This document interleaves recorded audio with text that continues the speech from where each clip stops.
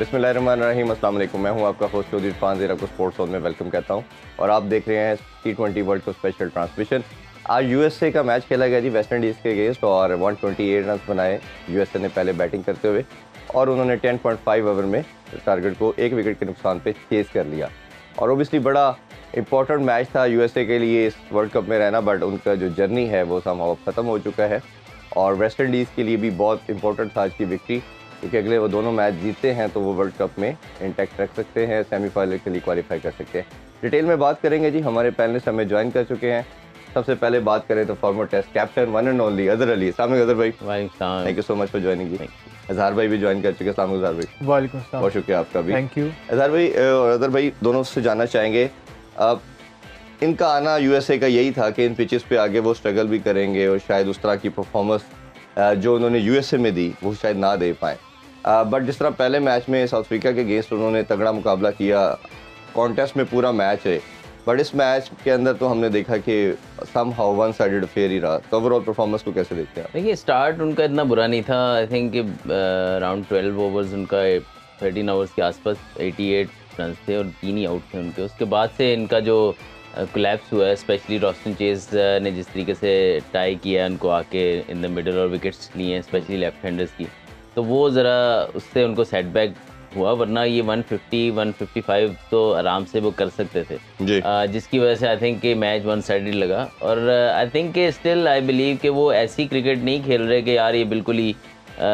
Bowling में कह सकते हैं कि एट टाइम्स जैसे जैसे पिचेस अच्छी हो जाएंगी, जैसे जो भी बैटिंग विकेट आएगा तो उनकी बॉलिंग एक्सपोज ज़रूर होगी, लेकिन आई थिंक ये बैटिंग उनकी अभी भी गो के आज वो 125 पे आउट हुए, लेकिन उनकी बैटिंग में क्वालिटी हमें नज़र आई है कि इंटरनेशनल लेवल पे वो अगेंस्ट क्वालिटी बॉलिंग साइड वो बैटिंग कर सकते हैं। लेकिन अगेन वही बात है, जब फ्लैट ट्रैक्स हो जाते हैं थोड़े से, पिच ज़्यादा अपने वो कारनामे नहीं दिखाती, तब जो है वो जो बॉलिंग थोड़ी सी जहाँ पे एवरेज बॉलिंग है ना वो फिर एक्सपोज होना शुरू हो जाती है। तो आई थिंक ये ज़रा इस चीज़ पे वो स्ट्रगल कर रहे हैं। अदरवाइज आई फील के अगर कोई किसी का अगर समझा जाए कि जो टीम क्वालिफाई करके वर्ल्ड कप में ना आई हो, उसके हिसाब से ही परफॉर्मेंस बहुत ज़बरदस्त है उनकी। और ऐसा भी नहीं किया उन्होंने कि बिल्कुल ही सुपर एट में आके बिल्कुल ही लग ही नहीं रहा हो टीम अच्छी है उनकी टीम ठीक है। टाइम जैसे उनके पास एक दो बॉलर और अच्छे आएंगे, अली खान थोड़ा सा जिस तरीके से उनको परफॉर्म करना चाहिए, क्योंकि वो सबसे ज़्यादा एक्सपीरियंस है, उन्होंने आईपीएल भी खेल रखी है, बाकी जगह पे भी वो लीग्स वगैरह खेलते रहे हैं, तो लेकिन उनकी परफॉर्मेंस उस तरह नहीं आई जिस तरह उनकी आनी चाहिए थी। बिल्कुल। अच्छा, चेस की अगर बात करें तो बड़ा इवॉल्व किया उन्होंने अपनी परफॉर्मेंस को, पहले टेस्ट में आए, फिर ओडीआई में आए और अब ग्रेजुअली हम देख रहे हैं कि वो T20 प्लेयर भी बन चुके हैं। बैटिंग में तो वो अच्छा परफॉर्म करते हैं, बट वो रदरफोर्ड के साथ हम देख रहे हैं एज ए स्पिनर का जो रोल परफॉर्म कर रहे हैं वो बहुत आउटस्टैंडिंग है। तो उनकी परफॉर्मेंस के हवाले से क्या कहेंगे? मैन ऑफ द मैच भी रहे। जी बिल्कुल। आई फील कि इस मैच में अगर वही बात है कि 30 से 35 रन अगर का डिफरेंस आया तो वो रॉस्टन चेज की बॉलिंग की वजह से आया और की विकेट्स उन्होंने हासिल किए हैं। तो आई बिलीव कि उन्होंने एक जो पहले ही सिर्फ टेस्ट क्रिकेट खेलते थे, वनडे में भी इतना रेगुलर मेंबर नहीं थे और T20 में अभी रिसेंटली आना शुरू हुए हैं, वरना वो T20 के में भी आई थिंक स्क्वाड में तो आते थे लेकिन परमानेंट मेंबर नहीं थे। लेकिन आई थिंक अगेन वही पिच जो है वो वेस्ट इंडीज़ की वो कैरेबियन की सारी वो स्पिनर्स को थोड़ा सूट करती हैं और साथ में बैटिंग भी करते हैं। इन्होंने एक आधा मैच बैटिंग में भी बचाया था अभी सुपर 8 से पहले वाला जो मरहला था, हमसे टेस्ट भी जीतने लगे, बराबर करने लगे। हाँ वो तो खैर उन्होंने 100 किया था टेस्ट में, तो वो उनकी performance specially as a batter वो अच्छी रहती है, स्पेशली अपनी कंडीशन जब उनकी होती हैं तो।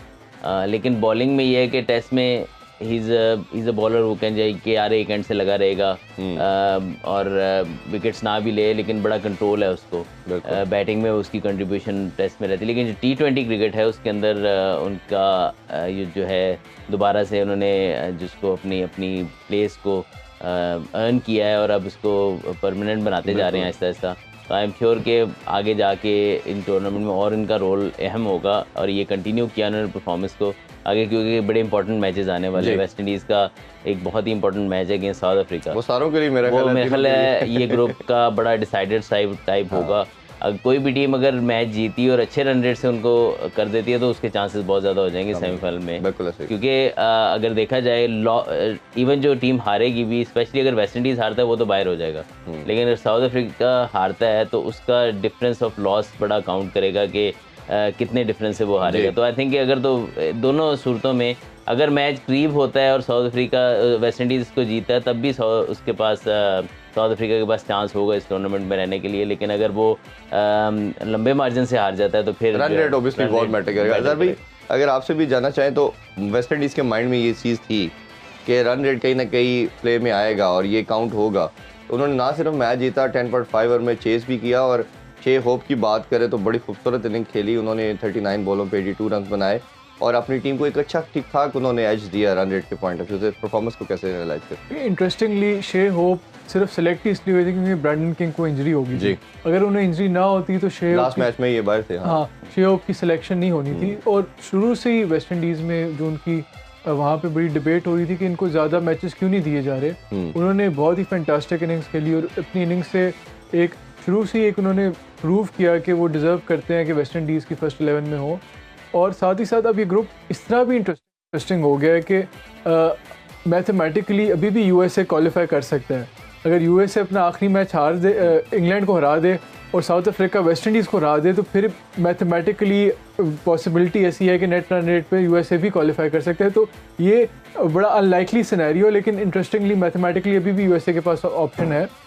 तो वेस्ट इंडीज़ की बड़ी हमने देखा है कि इस टूर्नामेंट में बड़ी ऐसी परफॉर्मेंसेस होती है कि कभी बहुत ही ज़बरदस्त छा जाते हैं, अगली टीम को बिल्कुल ही डोमिनेट कर देते हैं, जिस तरह अफगानिस्तान के ख़िलाफ़ परफॉर्मेंस ही। कभी ऐसी है कि वो अंडर परफॉर्म करते हैं, जिस तरह हमने इंग्लैंड के ख़िलाफ़ देखा जी। तो अदरवाइज़ वेस्ट इंडीज़ का जो स्क्वाड है वो मैं समझता हूँ जो कैरेबियन कंडीशंस हैं उनकी रिक्वायरमेंट के मुताबिक बहुत ही आइडियल है। उनके पास जो स्पिनर्स हैं, मोती है या अकील है, और साथ अब ब्रॉस्टन चेस की इंक्लूजन से और ही बहुत ज़्यादा बैलेंस है। फास्ट बॉलर्स उनके पास बड़े अच्छे हैं। आंड्रे रसल बेहतरीन ऑलराउंडर हैं, राइट टाइम पे विकेट्स लेते हैं, वेरिएशन है उनके पास, या अल्जारी जोसेफ है।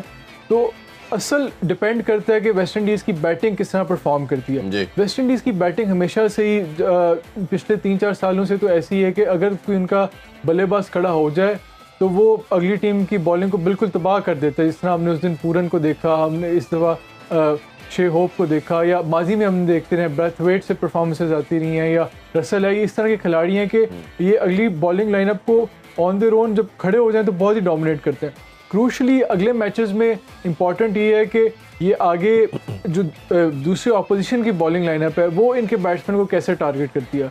और मुझे कहीं ना कहीं लग रहा है ऐसा है कि जो अगला मैच है इनका साउथ अफ्रीका को, ये साउथ अफ्रीका को ये काफ़ी ज़्यादा टफ टाइम देंगे और हो सकता है कोई ऐसी परफॉर्मेंस भी दें जिसकी बेसिस पे साउथ अफ्रीका शायद टूर्नामेंट से नॉकआउट हो जाए।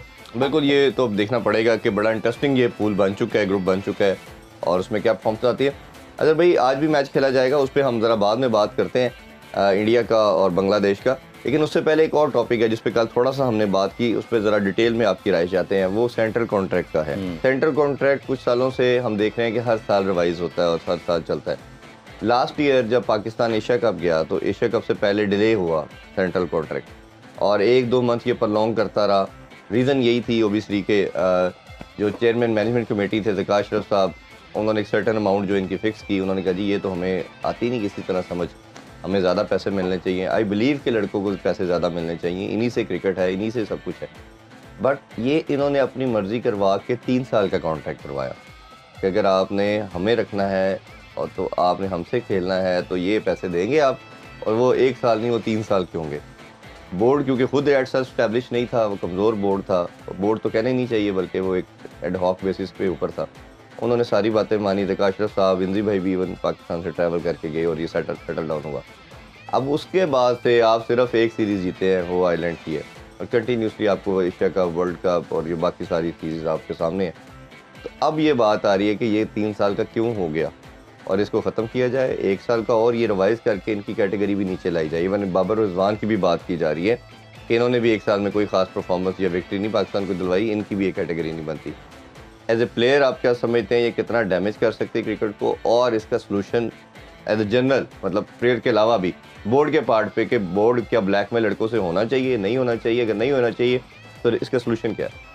देखिए बड़ा अनफॉर्चुनेट है कि प्लेयर्स को या कैप्टन्स को ये सेंट्रल कॉन्ट्रैक्ट के मामलात जो हैं वो बोर्ड के साथ डील करने पड़ते हैं। मैंने भी किए हैं जब मैं कप्तान था। और क्योंकि हमारी प्लेयर्स एसोसिएशन नहीं है कि प्लेयर्स के पास कोई ऐसी प्लेटफॉर्म नहीं है कि जिसके पास जाके वो ये कहे कि यार आप हमारा केस पुट अप करें, क्योंकि बड़े अरसे से प्लेयर्स के साथ जाती मेरे ख्याल से होती आई है कि हम अंडर पेड रहे हैं। क्योंकि अगर हम अपने 10-12 साल मैं अपने कैरियर के देखूं तो हमें ये फील कराया जाता रहा है कि बोर्ड पता नहीं अगर हम आपको इतने पैसे देंगे तो हम पता नहीं बैंकरप्ट हो जाएंगे, ये पता नहीं क्या हो जाएगा, ये जो आप फार्मूला कह रहे हैं हम तो इतनी जितने इन्होंने बढ़ाई हम तो इतनी भी नहीं कहते थे, हम तो बहुत स्लाइट इम्प्रूवमेंट की बात करते थे। लेकिन ये तो बहुत बड़ी जंप थी। मैं तो हैरान हुआ कि अगर ये पैसे दिए जा सकते थे तो हमें अंधेरे में रखा हुआ था इन्होंने। हाँ, फिर क्यों नहीं दिए? तो मतलब कि आप समझ लें कि बहुत लंबी जंप थी। मतलब कि जब मैं लास्ट ए कैटेगरी में मैं रिटायर हुआ हूँ और उसके बाद आप समझ लें कि 600% इंक्रीज हो गया ये 60 लाख पे ऑलमोस्ट आ बिल्कुल। तो मैंने अब बात खोली दी तो मैं 1 मिलियन था ए कैटेगरी का उस टाइम पे और अब 6 मिलियन पे है। 6 मिलियन पे है तो आप खुद समझते हैं कितनी बड़ी जंप है। तो एक तो ये था कि बोर्ड ने पहले प्लेयरों के साथ ज्यादती की। अब ये भी नहीं होना चाहिए कि बिल्कुल ही आप प्लेयर्स जो हैं वो बोर्ड के साथ ज्यादती करना शुरू कर दें। आई फील कि एक तो प्लेयर्स एसोसिएशन होनी चाहिए। अब उसमें सबसे बड़ा फॉल्ट है हमारे, कभी भी किसी क्रिकेटर्स ने एक्स क्रिकेटर्स ने कोशिश नहीं की कि प्लेयर्स एसोसिएशन बन जाए, क्योंकि हमें आपस में इत्तेफाक नहीं होता प्रॉपर तरीके से, क्योंकि जो बेनिफिट है वो प्लेयर का देखना चाहिए, प्लेयर से ही गेम है। लेकिन ये भी नहीं होना चाहिए क्योंकि काउंटी क्रिकेट में खेल रहा हूँ तो पीसीए जो उनकी प्लेयर्स क्रिकेट एसोसिएशन है वो म्यूचुअल इंटरेस्ट दोनों का देखती है, ठीक है, प्लेयर्स का पॉइंट्स भी पुटअप करती है और जो बोर्ड की तरफ से सही उनके पॉइंट्स होते हैं उसको भी एक्नॉलेज करके एक बीच का रास्ता निकालते हैं। तो ये है कि एक तो बहुत अनफॉर्चुनेट है कि प्लेयर्स को खुद अपना केस फाइट करना पड़ता है। दूसरी बात जहाँ तक आगे कि जहाँ तक मेरी अंडरस्टैंडिंग है 3 साल का फार्मूला लॉक हुआ था, प्लेयर्स लॉक नहीं हुए थे। 3 साल तक यही फार्मूला रहेगा, यही सैलरीज रहेंगी, इससे ना बढ़ाई जाएंगी ना कम की जाएंगी। आई थिंक जितना मैं अंडरस्टैंड करता हूँ ये भी था और साथ था कि 3 साल हमें यही मिलेंगे, हम इसी में रहेंगे। नहीं अब ये तो मेरा नहीं ख्याल, मेरे जहाँ तक मेरी अंडरस्टैंडिंग है कि जो कैटेगरीज है वो चेंज हो सकती हैं। अच्छा। वो ज़रूरी नहीं है कि अगर बाबर ए में है तो वो ए में रहेगा या शाहीन ए में है या बट वो जो सी में है वो सी में रहेगा, वो अपनी परफॉर्मेंस से ऊपर नीचे आ सकते हैं। लेकिन जहाँ तक अब आप पूछ रहे हैं कि रिजवान और बाबर को नीचे लाने की कोशिश करें, मेरे ख्याल में ये गलत होगा, क्योंकि बाबर और रिजवान बड़े अरसे से टॉप परफॉर्मर रहे हैं। अगर आप ये समझते हैं कि उनका स्टाइल ऑफ प्ले गलत था तो वो फिर वो एक अलग डिबेट है, लेकिन वो टॉप परफॉर्मर हैं पाकिस्तान के।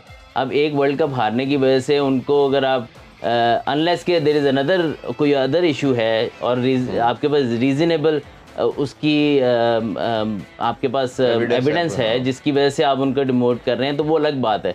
लेकिन मेरा नहीं मानना कि अगर 1 साल या 4-5 महीने उनकी परफॉर्मेंस डाउन हुई है तो को इतना बड़ा आ गया कि उनको, क्योंकि क्वालिटी प्लेयर्स हैं, टॉप परफॉर्मर है, 3-4 साल उनकी कंटिन्यूस परफॉर्मेंस रही है T20 क्रिकेट और वाइट बॉल में स्पेशली।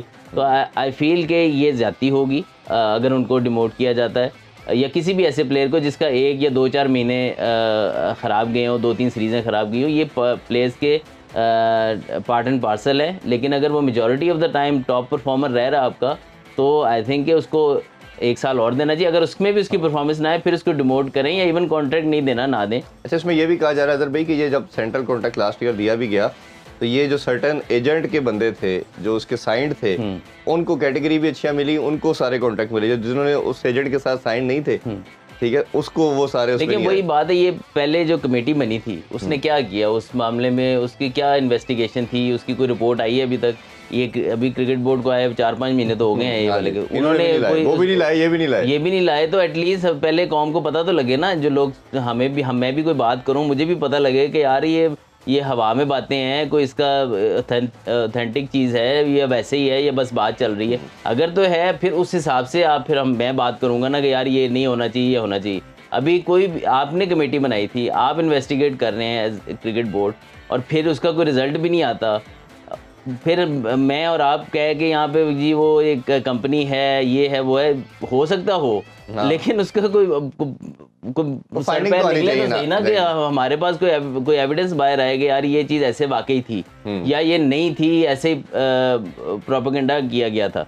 तो आई थिंक इस चीज़ को क्लोज होना चाहिए। अगर ये है तो हम खुद उसके अगेंस्ट खड़े होंगे जी, यार गलत बात है कि ये क्या बात है कि एक कंपनी को आप साइन करते हैं तभी आपको फ़ायदा होगा कैटेगरीज में, और स्पेशली पाकिस्तान टीम में एक नेशनल साइड है, उसको कोई एक कंपनी कैसे अभी भी जो कैसे इजाज़त दी जा सकती है कि अशरफ साहब के टाइम पे भी आए, और अभी जो एलिगेशन आए हैं एक जर्नलिस्ट की तरफ से उसमें भी बात की था। भाई आप इसमें क्या कहना चाहेंगे? हम उस टाइम से ट्रांसमिशन कर रहे हैं और बात कर रहे हैं, उस टाइम भी हमने ये बात की थी, ये गलत है, बोर्ड को ब्लैकमेल नहीं होना चाहिए, लड़कों के पार पे भी पैसे ज़रूर मिलने चाहिए, रीजनेबल मिलने चाहिए, बट 6% का 600 प्लस नहीं। देखें मैं बात बताऊँ, एक चीज़ मैं यहाँ पे काट रहा हूँ कि बड़े अरसे से पैसे कम करके रखे हुए, जिसको कहना है कि ये वेल डिजर्व पैसे हैं, ये ना आप समझें कि पैसे बहुत ज्यादा दे रहे हैं। हाँ, तो परफॉर्मेंस डिमांड करें ना, बिल्कुल, लेकिन ये ना करें कि जी पैसे कम कर दें क्योंकि ये परफॉर्म करके नहीं आए।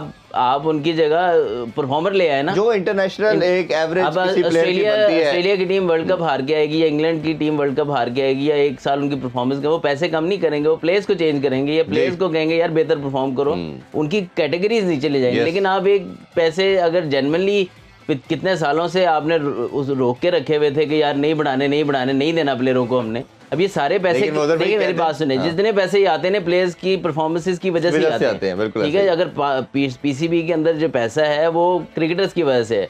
आप ये देखें जो ऑफिशियल्स हैं वो कितना बेनिफिट लेते हैं उससे और प्लेयर्स कितना लेते हैं, ये उसमें बहुत फर्क है। तो अदर भाई दूसरी राय नहीं है कि प्लेयर को ही मिलना चाहिए, उन्हीं की वजह से आ रहा है, उन्हीं को देना चाहिए, लेकिन पॉइंट ये है कि एक दफ्तर में एक बंदा काम करता है और एक नहीं करता, तो दोनों की सैलरी सेम नहीं हो सकती ना। लेकिन वही बात, इसीलिए उससे भी ज्यादा बी सी कैटेगरीज किस लिए हैं, वो इसीलिए हैं। और ये भी है कि हर साल बाद फिर आपका दोबारा रिव्यू होता है, अगर उस रिव्यू में आपकी परफॉर्मेंस अच्छी नहीं है, डिमोट होते हैं, हो सकता है आपको कॉन्ट्रैक्ट ही ना मिले। तो बात ये है कि मैं इस बात पे बात नहीं कर रहा कि आपने एक को दे दिया तो 10 साल उसको दे दें। भाई उसको एक साल की परफॉर्मेंस पे अगले साल का कॉन्ट्रैक्ट मिला है ना, तो उस परफॉर्मेंस को अगले साल दोबारा गेज किया जाएगा। अगर वो उसमें नहीं है, उसमें पैसे कम करने की बात नहीं है, वो या तो डिमोट हो जाएगा या बाहर हो जाएगा उस कॉन्ट्रैक्ट से। तो दैट इज माई पॉइंट कि अगर आपने पैसे बढ़ाए हैं और जेन्युइन पैसे बढ़ाए हैं तो उसको पैसों को वहीं रहने दें। मैं रिटायर होगा, मैंने नहीं उसमें से अर्न करना, लेकिन मैं प्लेयर्स की बात कर रहा हूँ, वेल बीइंग की बात कर रहा हूँ, और उनसे ये डिमांड करें भाई आपका ये फिटनेस लेवल है, आप इससे नीचे आएंगे तो फिर आपके लिए प्रॉब्लम्स हैं। आपका ये डिसिप्लिन लेवल होना चाहिए, आपका ये परफॉर्मेंस लेवल होना चाहिए, आपका बात करने का तरीका अच्छा होना चाहिए। मतलब कि आप हर चीज़ की डिमांड प्लेयर से फिर करें ना, जितने पैसे दे रहे हैं। जी ज़ाहिर भाई, देखिए इसमें तो कोई शक नहीं कि बीइंग एथलीट्स या स्पोर्ट्समैन, उनकी जो अर्निंग अपॉर्चुनिटी की विंडो होती है वो बहुत ही शॉर्ट स्पैन ऑफ करियर होता है, जिसमें उन्होंने अपने अर्निंग पोटेंशियल को मैक्सिमाइज़ करना होता है। और उस हवाले से वैसे भी जो पाकिस्तानी क्रिकेट प्लेयर्स हैं, मैं समझता हूँ अभी भी अगर आप वर्ल्ड स्टैंडर्ड्स देखें, बाकी स्पोर्ट्स के स्टैंडर्ड्स देखें, फुटबॉलर से कंपेयर करें या बाकी इवन जिस तरह की अभी अर्निंग अपॉर्चुनिटीज़ हैं, इतनी फ्रेंचाइज लीग आ गई हैं, 100 आ गई है, बिग बैश है, IPL है, PSL है, फिर कैरेबियन प्रीमियर लीग है, USA की मेजर लीग क्रिकेट है, या ग्लोबल T20 कनाडा में होता है। तो उस हवाले से अगर आप क्रिकेट बोर्ड अगर अच्छी रेम्यूनरेशन नहीं खिलाड़ियों को देगा तो उसको डेफिनेटली उसके डिज़ायर्ड रिजल्ट आप अचीव नहीं कर सकते अपने खिलाड़ियों से। इंटरनेशनल लेवल के अगर आपने खिलाड़ियों को इंटरनेशनल अरेना पे कम्पीट कराना है, इंटरनेशनल प्लेयर्स से कम्पीट कराना है, तो उस हवाले से आपको उनको फाइनेंशियली रेम्यूनरेट भी करना चाहिए। लेकिन मेरा क्वेश्चन ये है कि जो कैटेगरीज है, एक तो कौन डिसाइड करेगा कि कौन A में आता है, कौन B में आता है, इस हवाले से कोई ना कोई मेरे ख्याल में कोई क्लैरिटी होनी चाहिए। और ज़्यादा से ज़्यादा आपको कोशिश करनी चाहिए कि जो रीच है या जो जितने लोगों को आप दे रहे हैं वो लोगों को बढ़ाना चाहिए, ताकि ना सिर्फ बहुत चंद मखसूस लोगों को रेम्यूनरेशन मिले, बल्कि बाकी जो खिलाड़ी टॉप 11 में ना भी हों या जो बाकी खिलाड़ी हैं उनको भी अच्छी रेम्यूनरेशन दी जाए। और साथ ही साथ मेरे ख्याल में ये भी इंपॉर्टेंट है कि डोमेस्टिक में लोग कितना एक्टिवली इंगेज कर रहे हैं, जो डोमेस्टिक अपने आप के जो डोमेस्टिक सिस्टम है उसको कितना वैल्यू कर रहे हैं और कौन कितने मैचेस खेल रहा है। तो इस हवाले से मेरे ख्याल में कोई ना कोई एक एलिमेंट ऑफ सब्जेक्टिविटी जो है ये नहीं होना चाहिए, आर्बिट्ररीनेस नहीं होनी चाहिए कि लोगों को क्वेश्चन रेज की जाएंगे, यार इसको ए में क्यों डाला है, इसको बी में क्यों डाला, ये डिजर्व करता था सी। इस हवाले से कोई एक होलिस्टिक क्राइटेरिया होना चाहिए ताकि इस हवाले से क्वेश्चन ना रेज किए जाए। इस पे हम ब्रेक लेते हैं, ब्रेक से बात करते हैं और क्यों लड़के बाहर छोड़ के जाते हैं। शाहीन का टूर भी आज अनाउंस कर दिया गया है, उस हवाले से भी बात करेंगे। अदर भाई से पूछते हैं कि कितना इंपॉर्टेंट है वो पाकिस्तान क्रिकेट के लिए। हमारे साथ रहिए, मिलते हैं ब्रेक के बाद। Once again welcome back sports on. हम बात कर रहे हैं T20 वर्ल्ड कप के हवाले से। अदर भाई सेंट्रल कॉन्ट्रैक्ट की हम बात कर रहे थे और उस हवाले से देखा जाए तो अब एक लड़कों का जो एक बड़ा स्टांस ये था कि हमें 2 लीग से ज़्यादा भी अलाउ किया जाए और इवन 2 के ऊपर भी ऑब्लिगेशन आ रही थी कि आप नहीं खेल सकते, हम अलाउ करेंगे तो आप खेलें। तो आपके ख्याल में जब इतना पैसा दिया जा रहा है तो ये बोर्ड का रोकना जस्टिफाइड है? क्योंकि मोहम्मद हफीज़ ने जो रिपोर्ट बनाई थी इस रजीम से पहले, उन्होंने कहा था सबसे बड़ा मसला ये है कि लड़कों के माइंड में सिर्फ ये कॉन्ट्रैक्ट और ये दूसरी लीग के जो मसले हैं ये इनके माइंड में सर्कुलेट करते हैं और इसी वजह से परफॉर्मेंस डिप कर रही है। देखिए, इतने अच्छे कॉन्ट्रैक्ट्स मिलने के बाद तो जाहिर बात है पीसीबी को ये चीज़ देखनी चाहिए कि जब आप खुद पैसे अच्छे दे रहे हैं, पीएसएल के पैसे आप और बढ़ा सकते हैं, लेकिन मेक श्योर करें कि आपके प्लेयर्स जो हैं वो फ्रेश रहें। आप इंडिया की मिसाल ले लें कि उनके प्लेयर्स, उनको आईपीएल में सारी कंट्रीज़ से प्लेयर्स आते हैं, लेकिन इनके प्लेयर्स हर जगह कहीं भी और T20 लीग खेलते। तो यस, जो सिलेक्टिव लड़के आते हैं लीग में वही उनके प्लेयर्स से ज़्यादा उनके गेम्स खेल के उनसे यूज़ टू हो सकते हैं। हमारे प्लेयर्स हर लीग में जाएंगे, हर उसमें जाएंगे तो बहुत ज़्यादा एक तो फटीग हो जाएंगे। फिर आपको जो अगर आपका कोई प्लेयर ऐसा है जिसने 2 साल के बाद किसी टीम ने उससे यूज़ टू होना है, वो 6 महीने में हो जाएंगे क्योंकि इतना उसको खेल चुके होंगे, बॉलर को या बैट्समैन के अगेंस्ट बॉलिंग कर चुके होंगे कि उनको कहीं ना कहीं उनके वीक पॉइंट्स थोड़े से पता लगने लग जाएंगे। तो आई फील कि एक तो प्रिजर्व करना चाहिए अपने प्लेयर को, और दूसरा इतनी क्वालिटी जब आप इतने पैसे दे रहे हैं तो आई थिंक कि आपके पास एक है भी कि आप प्लेयर्स से बात कर सकते हैं, भाई आपको ऑलरेडी हम इतने पैसे दे रहे हैं तो आपको क्या ज़रूरत है इतनी लीग्स खेलने की। मेरा जहाँ तक ख्याल है, या तो फिर आप सेंट्रल कॉन्ट्रैक्ट ना लें, तो सेंट्रल कॉन्ट्रैक्ट के बगैर खेलेंगे तो फिर आप जारी बात आपको मंथली सैलरी नहीं मिलेगी, आप फिर ऑब्वियसली टूर के पैसे लेंगे।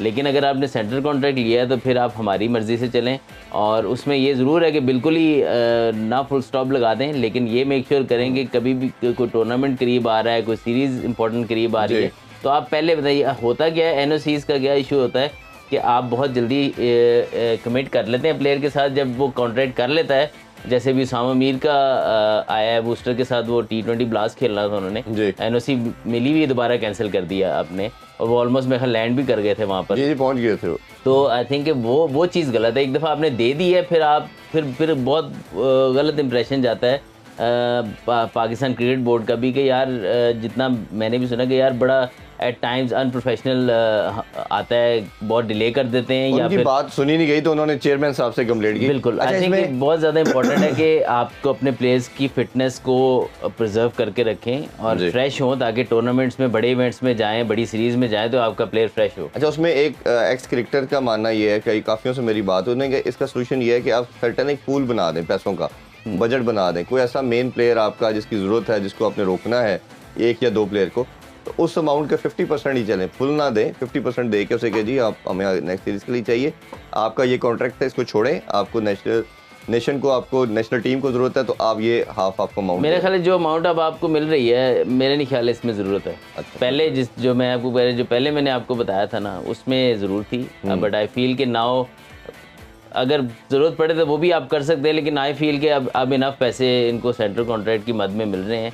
हाँ, अगर किसी को जैसे नहीं मिल रहे, जैसे सेंट्रल कॉन्ट्रैक्ट का हिस्सा नहीं है वो, अगर उसको आप रोक रहे हैं, क्योंकि समटाइम प्लेयर आ जाते हैं, पीएसएल से कोई प्लेयर आ जाता है या कोई डोमेस्टिक से प्लेयर आता है, अभी उसको सेंट्रल कॉन्ट्रैक्ट बड़ी कैटेगरी का नहीं मिला होता, तो उसको, या अभी कॉन्ट्रैक्ट में नहीं होता वो, तो उसको आप कह सकते हैं कि यार अभी हमने आपको से चैंपियंस ट्रॉफी खिलानी है, तो आपको हम नहीं जाने दे रहे, तो आपको हम 50% कंपनसेशन दे देते हैं, तो इस तरह हो सकता है। लेकिन ऑलरेडी आप कॉन्ट्रैक्ट का हिस्सा और बड़ी हैंडसम अमाउंट आपको मिल रही है, तो पीसीबी वैसे भी उसको वैसे भी रोकना चाहिए। अगर भी ये प्रॉब्लम काफ़ी ज़्यादा है, लड़कों का कंट्री छोड़ के किसी और कंट्री में शिफ्ट होना, लीग की तरफ जाना, रिटायरमेंट लेना, ये नाम सारे तब भी आने शुरू हुए जब ये सारी चीज़ें सेटल डाउन नहीं हुई, और अभी तक ये जो एक फ्यूड बन चुका है, कॉन्ट्रडिक्शन आ चुकी है बोर्ड और प्लेयर के दरमियान, ये ख़त्म नहीं हो रही।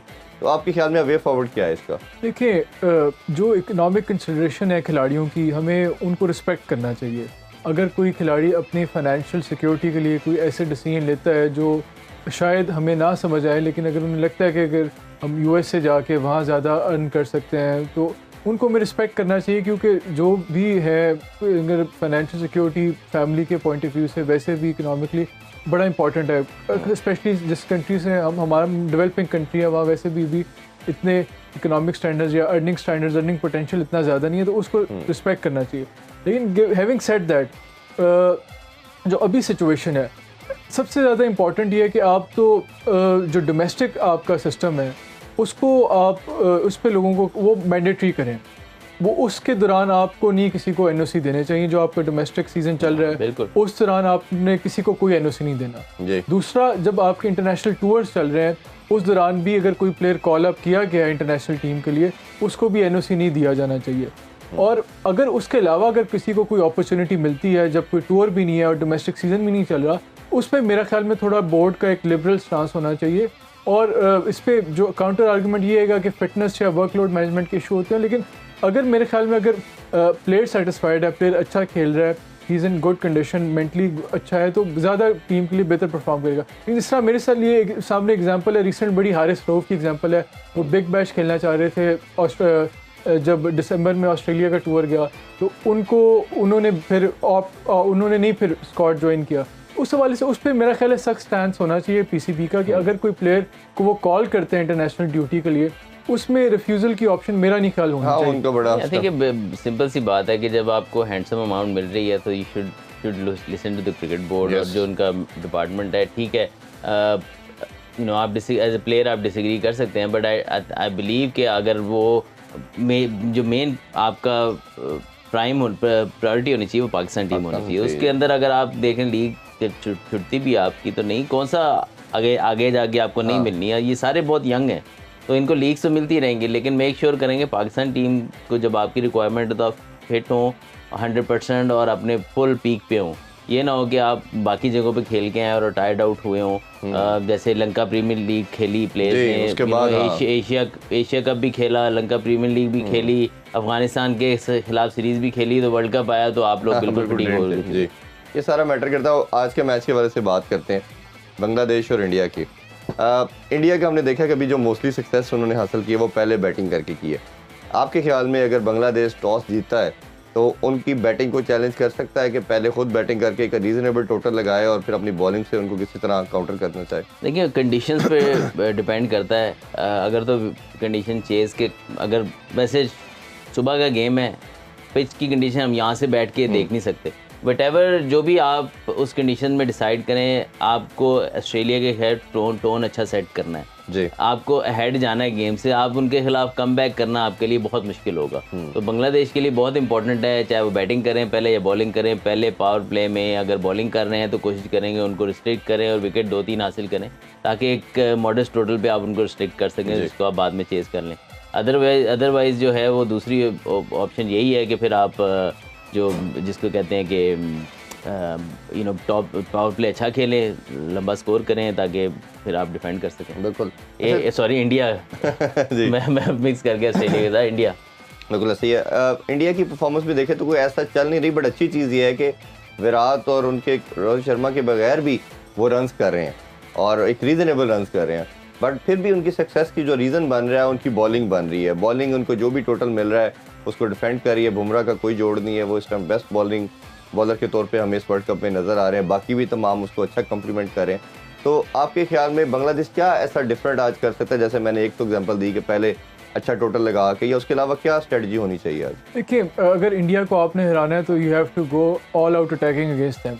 इंडिया की जितनी बैलेंस साइड है, जिस तरह के उनके पास ऑलराउंडर्स है, ऑप्शंस है, मतलब इतने वो इस हवाले से उनके पास ऑप्शंस है कि इवन जो उनके ऑलराउंडर्स हैं, जडेजा को ले लें या हार्दिक पांड्या को ले लें, वो एज अ प्रॉपर बॉलर भी उनकी कंट्रीब्यूशन है। उनकी तीसरा as a bowler being allrounder, fast bowling allrounder, वो सिर्फ 2 जेन्युइन फास्ट बॉलर से सिराज को ड्रॉप करके वो ज़्यादा ऑप्शन के साथ जा सकते हैं।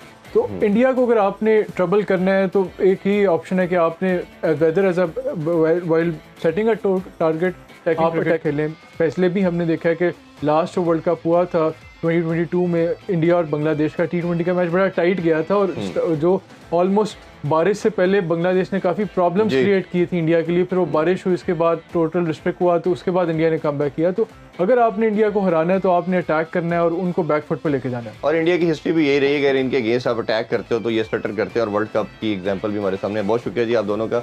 इंशाल्लाह रात 11 बजे आपसे दोबारा मुलाकात होगी और शो टाइम विद रमीज़ राजा में। अपना बहुत सा ख्याल रखिए। अल्लाह हाफिज़। पाकिस्तान जिंदाबाद।